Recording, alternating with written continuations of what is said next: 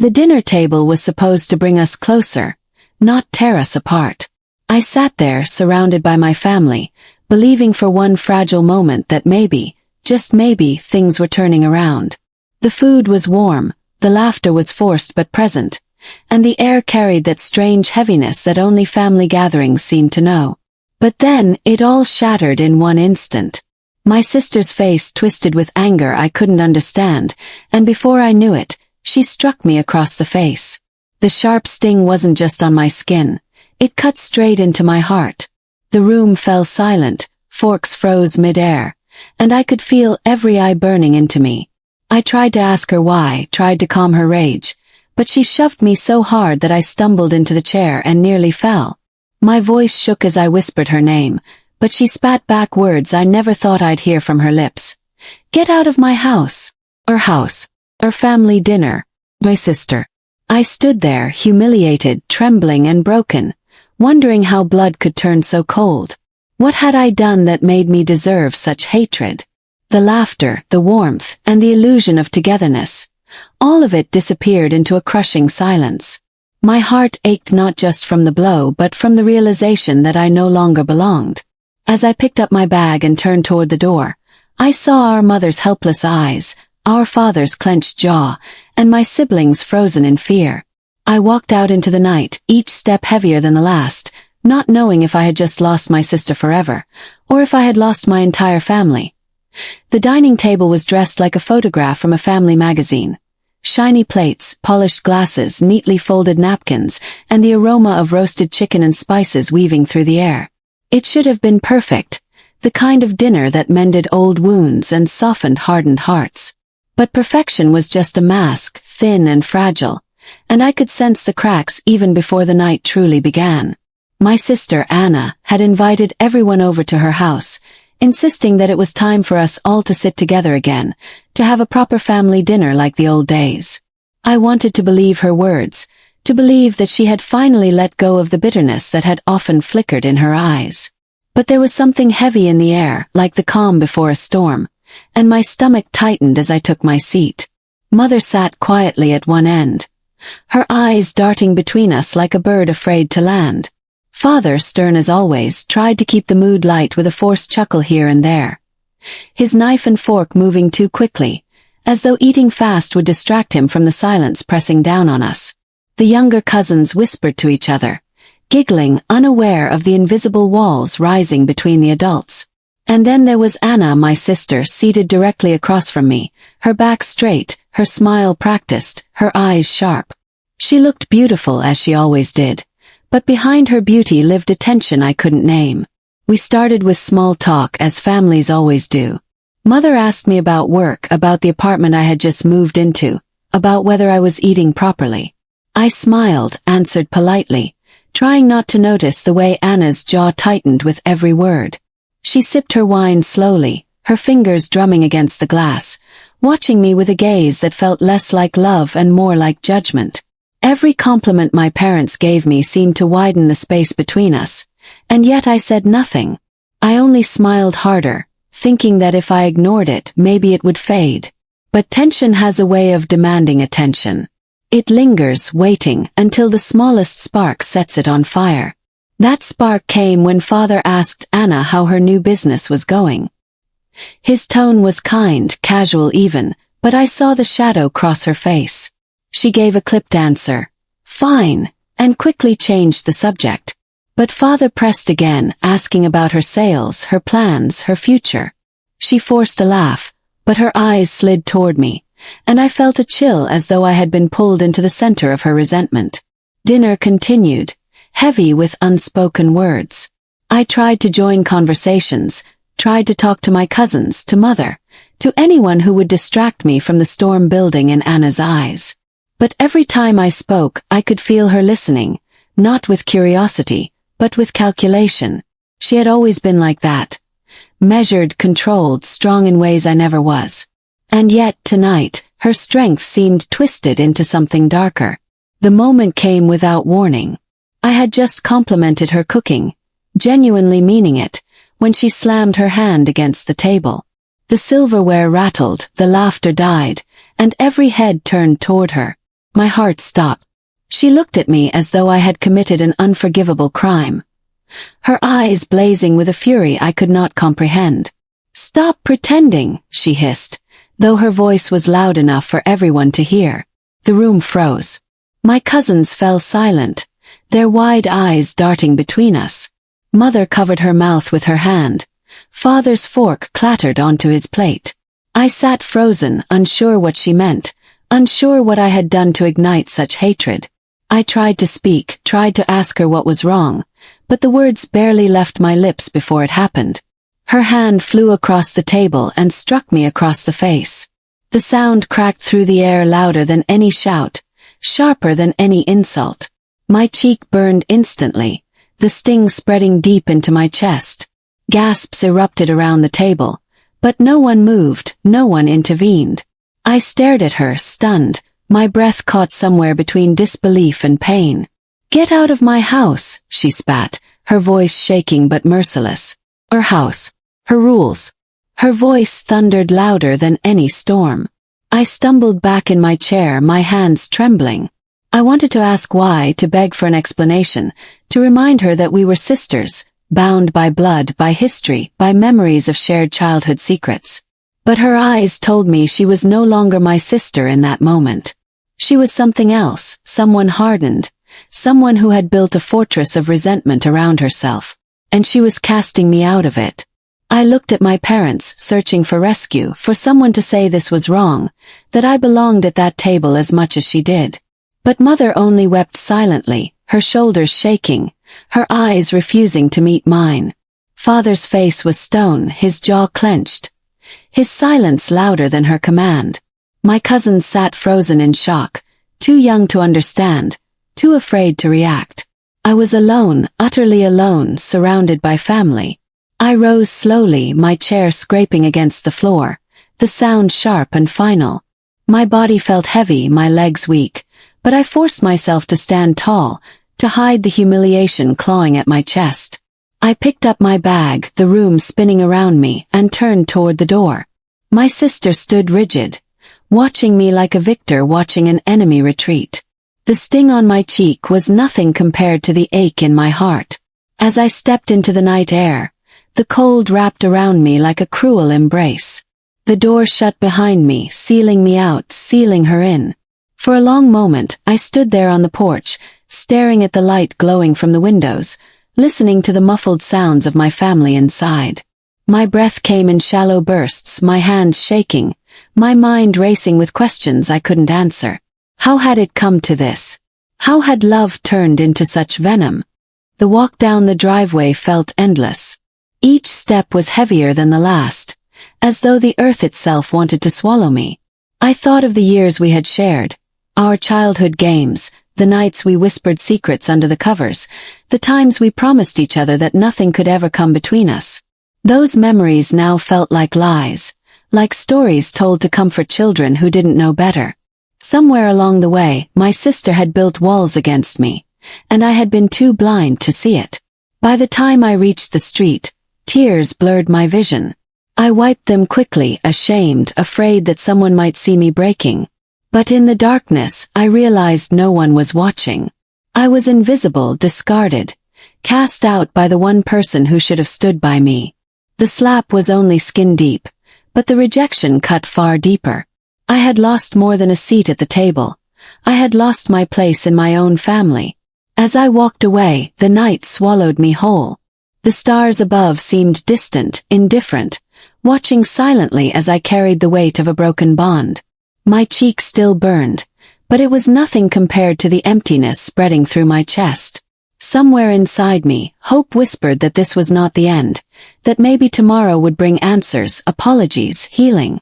But another voice, colder and sharper, told me that some wounds never heal, and some doors, once closed, never open again. And so I walked, alone, my footsteps echoing in the silence, carrying with me the sound of my sister's voice, sharp and final, haunting me with every breath. "Get out of my house." The days after that night passed in a blur, as though the world itself had tilted and I was left stumbling, unable to find steady ground. The sting of my sister's hand had faded from my cheek, but not from my memory. Every time I looked in the mirror, I half expected to see a bruise, a physical mark that could explain the pain I carried inside.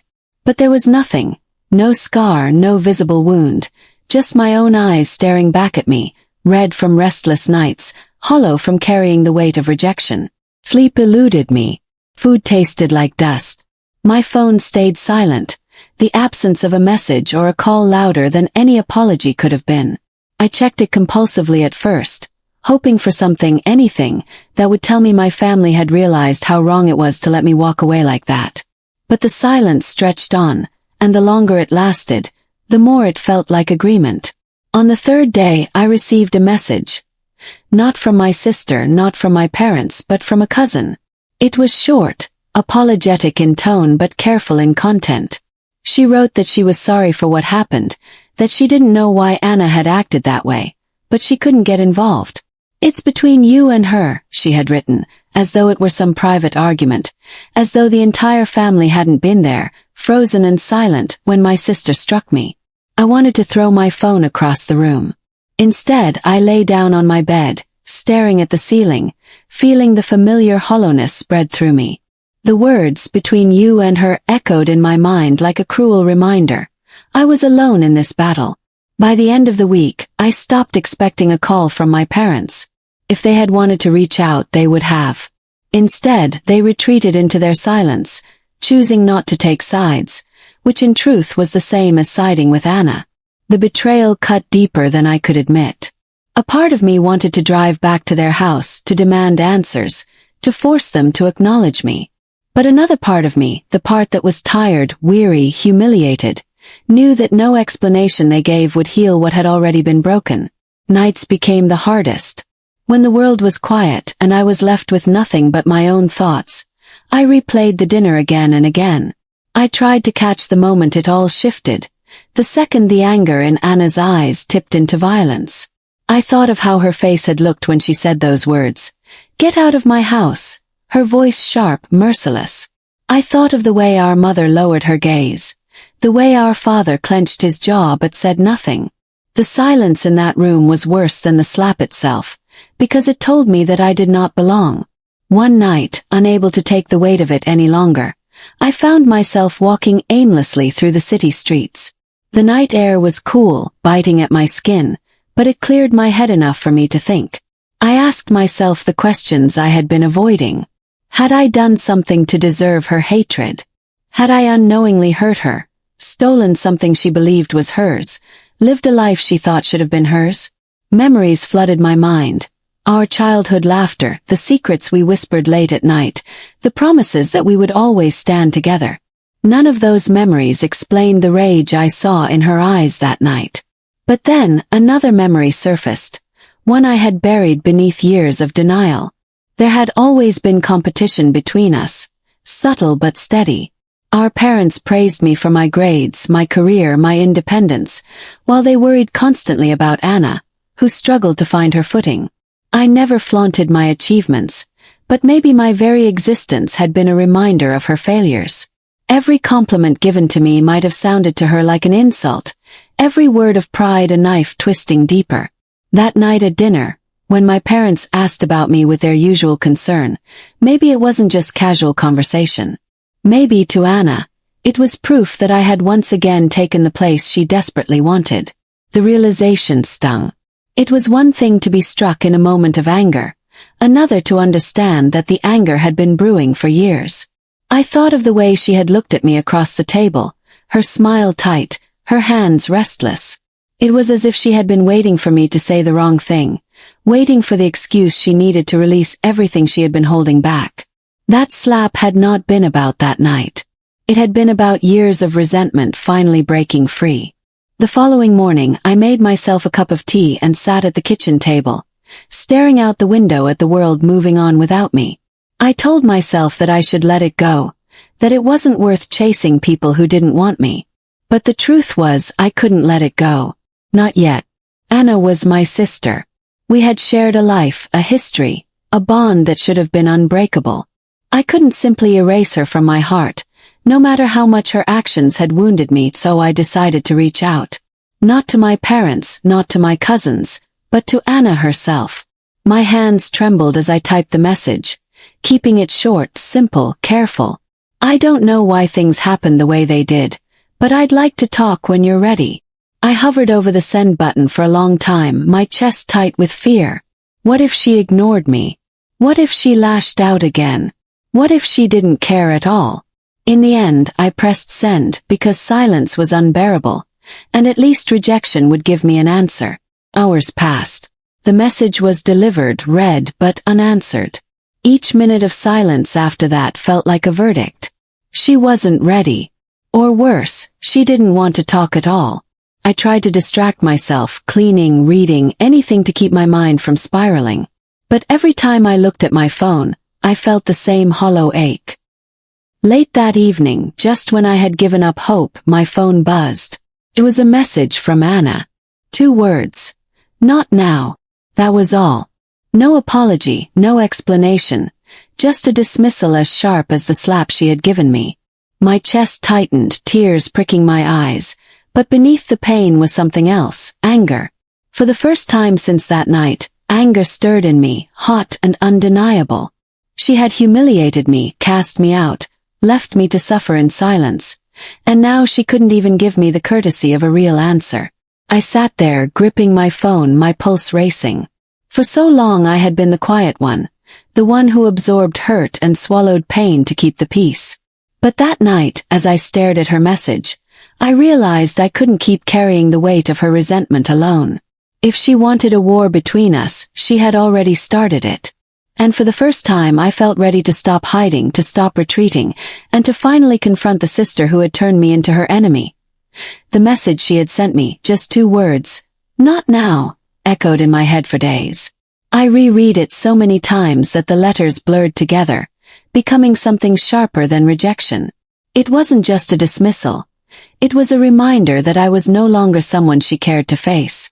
I told myself to wait, to give her time, but every passing day without another word widened the gap between us.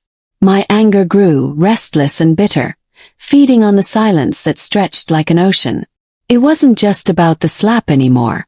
It was about years of resentment, years of me bending and her breaking, years of our parents praising one daughter while quietly worrying about the other. That dinner table had been the explosion, but the bomb had been ticking for much longer. Finally, after nearly 2 weeks of restless nights and empty mornings, I couldn't take the silence anymore. I decided I had to see her. No more hiding behind texts, no more wondering what she was thinking, no more waiting for her to find the courage she clearly didn't have. If she wouldn't come to me, I would go to her. The drive to her house felt heavier than it should have.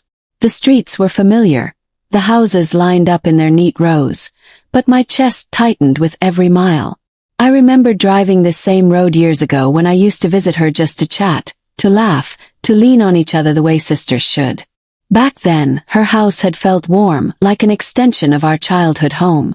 Now, as I pulled into her driveway, it felt like enemy territory. I sat in the car for several minutes, staring at the front door. The curtains were drawn, the lights dim, but I could see shadows moving inside. She was home. My palms were slick with sweat, my heart racing, but I forced myself to step out. The cold air hit me like a warning, but I ignored it, climbing the steps to her porch. My hand hovered over the door for a long moment before I finally knocked. The sound was loud, too loud, and I felt it reverberate through me. There was no answer at first, and for a moment, I thought she might ignore me completely. But then the lock clicked, the door creaked, and there she was. My sister standing in the doorway, her face pale and guarded, her lips pressed into a thin line. "What are you doing here?" she asked flatly. No warmth, no surprise, just a wall of ice. I swallowed hard, steadying my voice. "We need to talk." Her eyes narrowed, and for a moment, I thought she might slam the door in my face. But she didn't. She stepped aside, wordless, and I entered the house that had once felt like home. The air inside was thick, heavy with the smell of coffee and something faintly bitter like cigarettes. The living room was tidy, almost too tidy, as though she had been keeping herself busy to avoid thinking. We sat opposite each other, the silence pressing down like a weight. I searched her face for something, anger, regret, anything, but her expression was unreadable. Finally, I broke the silence. Why did you do it? My voice cracked, but I pushed on. Why did you hit me? Why did you throw me out like I was nothing? Her jaw tightened, her eyes flashing with something sharp. Because you don't understand. You've never understood. Then make me understand, I said quickly, leaning forward. I've spent every day since that night asking myself what I did wrong. Tell me. Her laugh was bitter, hollow. What you did wrong. You want to know. You've spent your whole life being the one they're proud of. The one they show off. And me. I'm the disappointment. Failure. Every family dinner, every holiday, it's always you they talk about. Your job, your apartment, your perfect little life. Do you know what it's like to sit there and watch them look at you the way they've never looked at me? Her words hit me like stones, each one sharp and heavy. I opened my mouth to protest, to tell her she was wrong, but she raised her hand to silence me. You think I wanted to hit you? She went on, her voice trembling now, cracks forming in her icy facade. I didn't. But I couldn't take it anymore. I couldn't sit there in my own house and watch them treat you like the golden child while I'm invisible. And then you had to compliment my cooking. Like you were the gracious one, the kind one, the one who pities her poor sister. I snapped. Her confession burned in the air between us. My chest tightened, guilt and anger warring inside me. Anna, I said softly. I wasn't pitying you. I meant it. I've always meant it. I never wanted to compete with you. You're my sister. But she shook her head, tears brimming in her eyes. That's the problem. You never had to compete. You've always had everything without trying, and I've had to claw for scraps of attention. You don't even see it, do you? You've been standing on a pedestal our whole lives, and I'm stuck in your shadow. I wanted to argue, to tell her she was wrong, that I had my struggles too, that life hadn't been as easy for me as she imagined. But looking at her, her shoulders trembling, her face twisted with years of bitterness, I knew my words would sound hollow. Her pain was real, whether or not it was fair.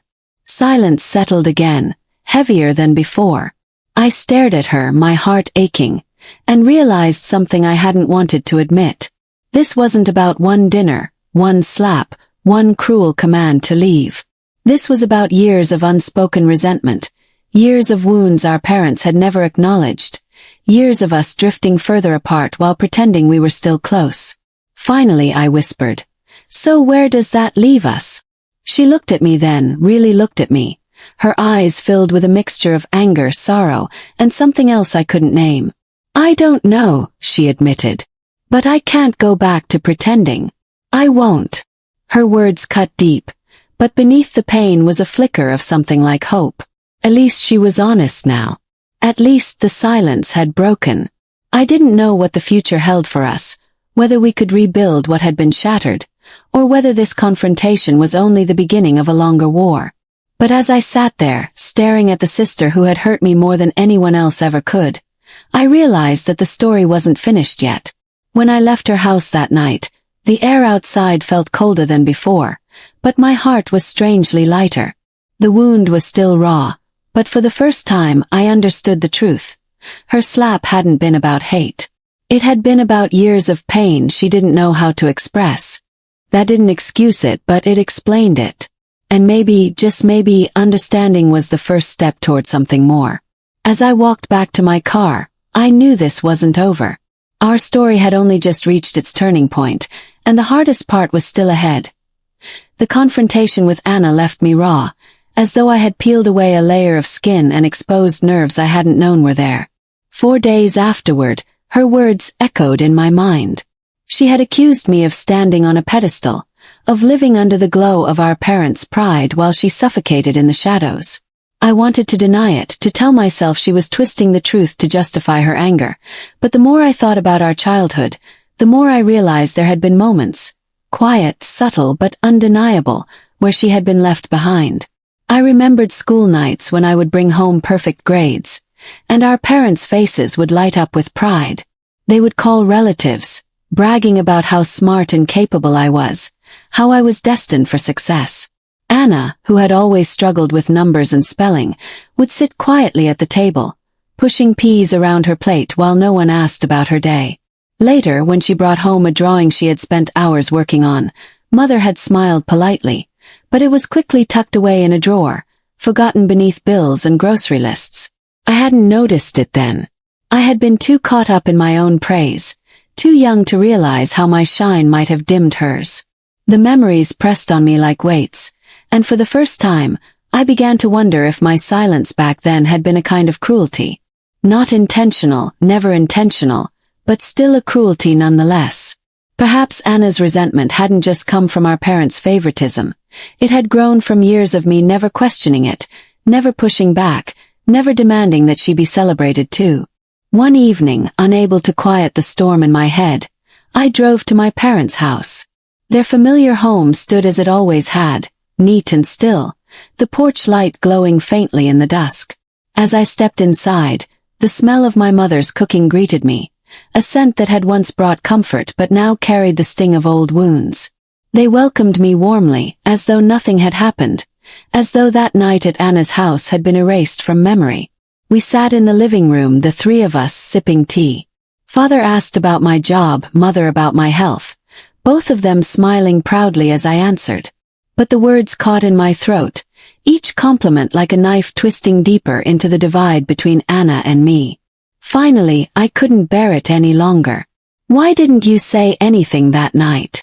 I asked suddenly, my voice sharper than I intended. "Why did you just sit there when she hit me, when she threw me out?" The smiles faded. Mother lowered her cup, her hands trembling slightly. Father cleared his throat, his jaw tightening. For a long moment they said nothing, and the silence stretched, suffocating, unbearable. Then Father spoke, his voice low and deliberate. "Because we didn't want to make it worse." "Worse?" I repeated, stunned. "She humiliated me in front of everyone. She hit me and you just watched." Mother's eyes filled with tears. "You don't understand. She's fragile. She's been carrying so much pain for so long. We didn't want to shame her further, not in front of the whole family." Their words cut deep. Fragile. They were excuses, gentle cushions wrapped around her cruelty, while I was left bruised and abandoned. My anger rose, hot and bitter. "So you protected her by letting her destroy me?" Father's gaze hardened. "We've always had to protect her. You don't need it. You've always been strong. You've always known how to take care of yourself." The words hung in the air, heavy with finality. Strong. That was how they saw me. Strong enough not to need defense, strong enough to carry the silence, strong enough to bear the weight of their favoritism. And maybe that was true. Maybe I had learned to be strong because there was no other choice. But strength didn't mean I couldn't break. Strength didn't mean I deserved to be abandoned. I left their house that night with a hollow ache in my chest, their words echoing louder than ever. They had chosen her. Not openly, not with declarations, but with silence. Silence was their allegiance, their way of keeping peace by sacrificing me. And perhaps they thought I was strong enough to endure it. Perhaps I was. But endurance didn't erase the pain. In the days that followed, I kept to myself, retreating from family gatherings, ignoring messages from relatives who pretended nothing had happened. The world outside moved on, but inside me something had shifted. The pedestal I had stood on my whole life felt like a prison now, a place I had never asked for but had been forced onto by parents who thought they were protecting me, when in truth they were building the walls that divided me from my sister. Anna's silence stretched on. She didn't reply to my message, didn't call, didn't reach out. But her words from our confrontation lingered, raw, angry, truthful in their own way. She had been invisible, and I had been too blind to see it. The thought haunted me. I began to wonder what would have happened if I had noticed earlier, if I had spoken up when we were younger, if I had told our parents to look at her, to see her, to celebrate her. Would she still have struck me? Would she still have cast me out? Or would we have stood side by side, two sisters bound by something stronger than resentment? Late one night, unable to sleep, I pulled out an old photo album. The pages smelled of dust and time, filled with images of birthdays, holidays, school plays. In so many pictures I was in the center, blowing out candles, holding up trophies, smiling with pride. Anna was often at the edge, her smile small, her eyes distant. How had I never noticed before? How had no one noticed? The realization was like a knife. She hadn't lied. She had been living in my shadow all along, and I had been too busy basking in the light to see her fading behind me. That didn't excuse her violence, but it explained her rage in a way that made it harder to hate her. She wasn't just my sister anymore. She was the mirror of everything our family had chosen not to see. I closed the album and sat in the silence of my apartment, tears sliding down my cheeks. For the first time I didn't cry just for myself. I cried for her, for the little girl who had once drawn pictures no one celebrated, who had once longed for the same praise that had been showered on me. I cried for the years lost between us, years that could never be reclaimed. But beneath the grief was a flicker of determination. I didn't know if Anna and I could ever rebuild what had been broken, but I knew I couldn't let the story end here. Silence had built this rift, silence had kept it alive, and silence would destroy us if I allowed it to continue. I had to speak, even if she wouldn't listen.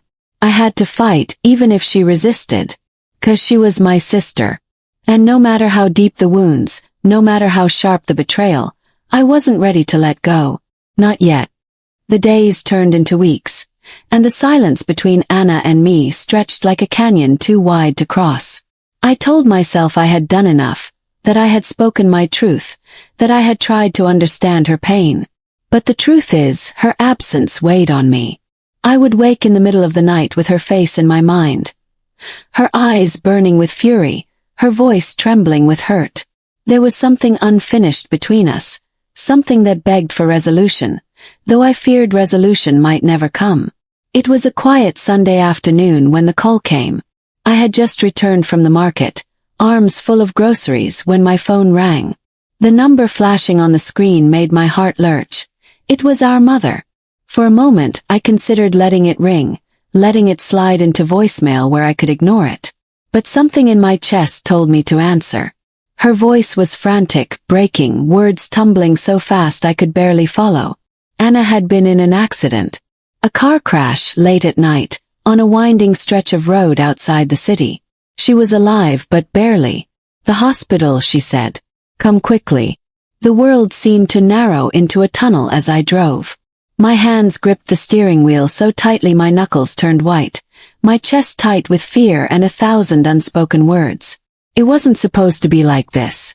I had imagined reconciliation coming slowly, carefully, over hesitant conversations and awkward laughter, not through the sterile walls of a hospital. But life rarely waited for us to prepare. When I arrived, the smell of antiseptic and the low hum of machines greeted me. My parents were already there, sitting rigid in the waiting area, their faces pale and stricken. Father looked at me as though he wanted to speak, but no words came. Mother's eyes were red, her hands twisting in her lap. For once, the air between us carried no favoritism, no pride, no silence, only fear. A nurse appeared, asking if we were family, and led us down a corridor to her room. When I stepped inside, my breath caught. Anna lay in the bed, her face pale, her body wrapped in wires and tubes. A bandage covered part of her forehead, and her arm was in a cast. She looked so small, so fragile, nothing like the woman who had struck me weeks ago with eyes full of fire. She was sleeping, her chest rising and falling weakly, the machines beeping in steady rhythm. I moved to her side, my throat thick with unshed tears. For a long time I just stood there, watching her breathe, fighting the urge to crumble. Memories washed over me. Us as children, chasing each other through fields, sharing secrets under the blankets, giggling when we were supposed to be asleep. We had been inseparable once. How had it come to this? I reached out, hesitating before taking her hand gently in mine. It was warm but limp, her fingers slack against my palm. The words tumbled out, words I hadn't been able to say before. I'm sorry, Anna. I'm sorry I didn't see you. I'm sorry I didn't fight harder for you when we were younger. I should have. I should have told them to see you the way I saw you. My voice cracked, tears spilling freely now. I don't care about the pedestal about being strong. I just want my sister back. Mother let out a quiet sob behind me, and even father turned away, his shoulders shaking faintly. But I didn't care who heard me. The words weren't for them. They were for her, for the girl who had been invisible too long.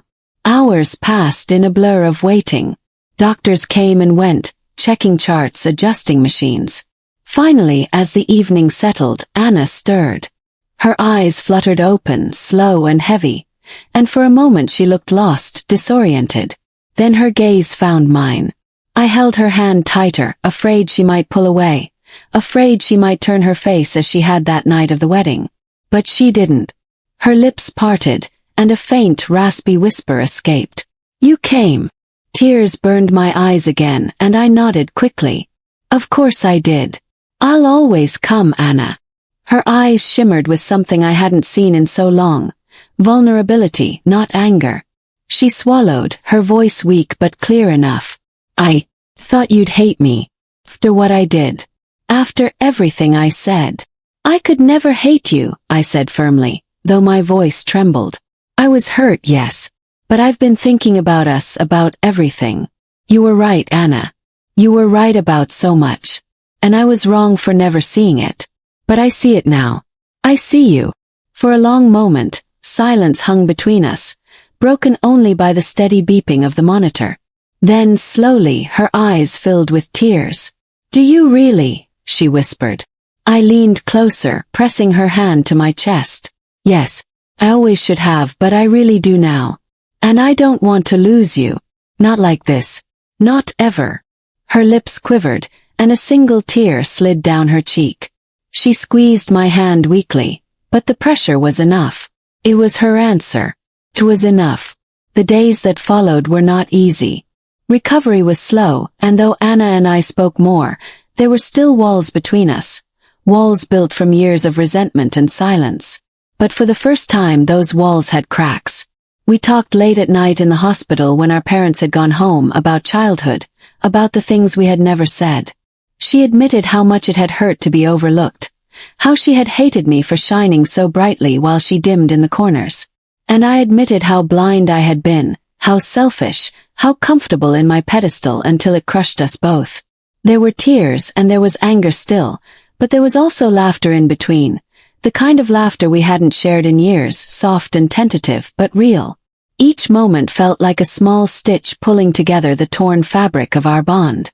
It wasn't perfect, and maybe it never would be, but it was something. When Anna was finally discharged weeks later, we walked out of the hospital together. The air outside was cool, the sun setting in shades of gold and crimson, painting the sky with a beauty that felt almost symbolic. She leaned on me for support, her steps slow but steady. As we reached the parking lot, she paused, turning to me with an expression that was both fragile and fierce. We'll never be the same, will we? She asked quietly. I looked at her, at the sister who had once been my best friend, then my rival, then my stranger, and now, something in between. I shook my head softly. No, we won't. But maybe we don't need to be. Maybe we can be something new. She studied me for a moment before nodding, a faint smile tugging at her lips. Something new, she echoed, almost as if she was testing the words. We stood there for a long time, two sisters who had been broken by silence and healed, however imperfectly, by words finally spoken. The wounds would leave scars, but scars were proof of survival, proof that something had once hurt deeply and had been mended, however jaggedly. And in that moment, as the sun dipped below the horizon, I knew we were not lost to each other anymore. For the first time in years, hope bloomed quietly in my chest. Sparkles, if this story moved you, don't forget to like, share, and drop your thoughts in the comments. Sparkles, subscribe to Twisted Fate Chronicle for more powerful and emotional story journeys.